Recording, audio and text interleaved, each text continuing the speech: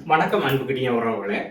சுவிட்சர்லாந்தில் பேர்ன் மாநிலத்தில் எதிர மார்ச் 29, 2026 தேர்தல் நடைபெற இருக்கின்றது. இந்த தேர்தலில் ஒரு இலங்கை தமிழர் தெரிவு செய்யப்பட்டிருக்கிறார். அதாவது FDP கட்சியிலிருந்து மிகவும் ஆய்வு செய்து ஒருவரை தெரிந்திருக்கிறார்கள். காரணம், ஒரு கட்சியில் பொதுவாக ஒரு கட்சியில், அதாவது FDP கட்சியில் என்று சொன்னால் ஒரு 15 வருஷம் அந்த கட்சியிலிருந்து உழைத்தாத்தான் ஒரு வேட்பாளராக வர முடியும். இலங்கை இந்தியாவில் பார்த்தீங்கன்னா இத்தனை வருஷங்கள் அவர்களுக்கு பின்னால் தெரிஞ்சு ஒரு வேலை திட்டங்களை செய்தால் தான் இத்தனை இடங்களுக்கு பிறகு தான் ஒரு வேட்பாளராக வர முடியும். ஆனால் அதே சட்டம் தான் இங்கேயும் கட்சிகளில் இருக்கிறது. பல காலம் பின்னால் வேலை செய்தால் தான் முன்னுக்கு வர முடியும். ஆனால் நேரடியாக முதல் ஒரு வெளிநாட்டவர், அது ஈழத்தமிழர் FDP கட்சியில் முதல் நேரடியாக தெரிவு செய்து களத்தில் இறங்கி இருக்கிறார் என்று சொன்னால் இவரை அலசி ஆராய்ந்து தான் தேடி எடுத்திருக்கிறார்கள் என்று சொன்னால் நிறைய விஷயங்கள் பின்னால் இருக்கிறது.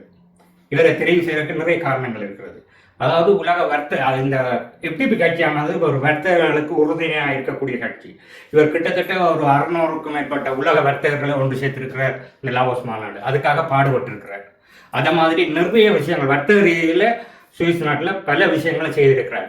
உலக தரத்தில் தமிழர்கள் வர்த்தக ரீதியில் மேம்பட்டால் எங்கட குரல் சர்வதேச அரங்கில் ஒலிக்கும். வெளியில் நின்று நாங்கள் கத்துறதுனால எந்த பிரயோஜனங்கள், உள்ளே போயிருந்து எங்கட பிரச்சனைகளை ஆய்வு செய்தால் தான் நிச்சயம் அதுக்கு ஒரு தீர்வு கிடைக்கும்.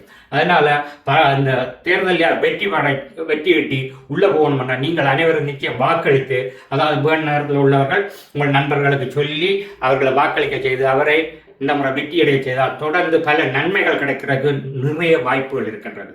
ஆகவே தயவு செய்து அவருக்கு வாக்களிக்கிறதுக்கு எல்லோரும் சேர்ந்து ஒற்றுமையாக ஈழத்தமிழர் நாங்கள் முயற்சி செய்வோம். நன்றி.